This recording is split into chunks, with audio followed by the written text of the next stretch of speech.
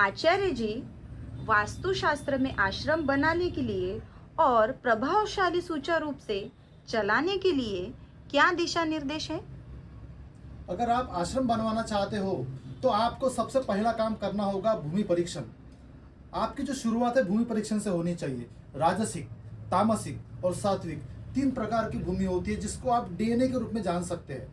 अगर किसी का जो भी डीएनए होता है अगर आप उसी रूप से उसके अधीन वह काम करते हैं तो वह फलीभूत भी होता है। आश्रम बनवाना चाहते हैं तो सात्विक प्रकार की जमीन भूमि आपको चॉइस करनी चाहिए। आपको इसका परीक्षण जरूर करवा लेना चाहिए। जो भी कंसल्टेंट होते हैं जो उससे संबंधित काम करते हैं, तो भूमि का परीक्षण आप कर लिए तो निश्चित तौर पे आपकी शुरुआत बहुत अच्छी हो जाएगी। उसके बाद में जो भी ज्योतिषीय माध्यम से या फिर वास्तुशास्त्र के माध्यम से राइट जोन राइट एक्टिविटीज आपने अगर वहां पर सुचारू रूप से कर लिया आश्रम के लिए तो बहुत ही अच्छा रिजल्ट कनेक्टिविटी के लिए, संपर्क के लिए और लोगों को वहां पर आने के लिए आपको मिलने वाला है। जो एनर्जीज होती है वहां पर वर्क करती है आपके आश्रम में, आपको कनेक्टिविटी देने के लिए वहाँ की एनर्जी बहुत ज़रूरी होती है। अगर वहाँ पर आप अगर सात्विक एनर्जी क्रिएट करते हैं, उससे संबंधित कोई कार्य करते हैं तो निश्चित तौर पे आपको उसमें बहुत अच्छा फायदा मिलने वाला है। लोगों की कनेक्टिविटी वहाँ पर, हीलिंग पावर वहाँ पर क्रिएट हो, उसके लिए ज़मीन की शुरुआत अच्छी हो, सात्विक हो, राइट जोन राइट एक्टिविटीज़ हो। उसके बाद में जहाँ पर भी जो वहाँ पर टॉक देने वाले हैं, जो वहाँ पर उनको मार्गदर्शन करने वाले हैं, अगर उनके बैठने की जगह अगर आप सही दिशा निर्देश के साथ में कर दे तो और भी प्रभावशाली ढंग से वह अच्छे से मार्गदर्शन वहाँ पर कर सकते हैं। पश्चिम दिशा हमारे वास्तुशास्त्र में कही गई है कि वहाँ पर वरुण देव का स्थान होता है। जो पश्चिम दिशा क्षेत्र में होता है वहाँ पर अगर आपने जो मार्गदर्शन करते हैं उनको वह स्थान अगर दे दिया तो निश्चित तौर पर उनकी कनेक्टिविटी बहुत दूर तक उस आश्रम की और उनकी जाने वाली है। हमने लाखों केस स्टडीज में देखा है, हजारों केस स्टडीज में देखा है। अगर वहां पर वरुण देव के स्थान पर कनेक्टिविटी आपने बना दिए तो उस आश्रम को आगे बढ़ने के लिए, कनेक्टिविटी के लिए, ऊर्जा के लिए, हीलिंग के लिए कोई भी नहीं रोक सकता। छोटी छोटी बातें हैं, वास्तुशास्त्र को अगर अच्छे से आपने अप्लाई कर दिया तो इसका फायदा उस आश्रम को मिलने वाला है। लेकिन आपने अगर गलती कर दी है, वहां पर राजसिक या फिर तामसिक भूमि पर आपने आश्रम बनवा लिया तो उसका नकारात्मक प्रभाव भी वहां पर आता है।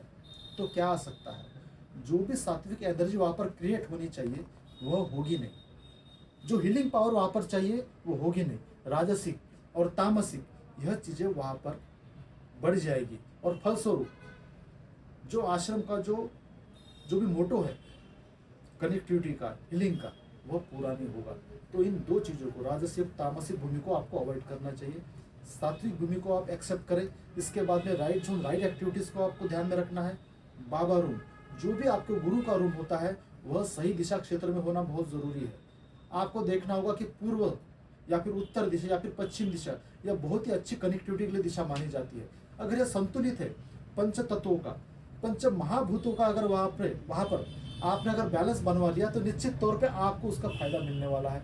छोटी छोटी बातों का ध्यान रखें। वहाँ पर जो भी ढलान होती है आपकी आश्रम की वह भी आपको देखना बहुत ज़रूरी होता है। कलर्स का ध्यान रखें, मेटल्स का ध्यान रखें। वहाँ पर जो भी आप इमेजेस लगवाना चाहते हैं, मेटल्स के रूप में कहो या फिर किसी पेंटिंग्स के रूप में कहो, उसको अगर आपने ठीक से सही दिशा में लगवा दिया और पॉजिटिव पेंटिंग्स अगर आपने लगवा दिए तो आपको उस आश्रम को आगे बढ़ाने के लिए वह दिशा निर्देश जो पेंटिंग्स के माध्यम से आती है, जो कि धातु और स्मृति के माध्यम से आती है, वह आपको आगे बढ़ाने के लिए बहुत काम करती है।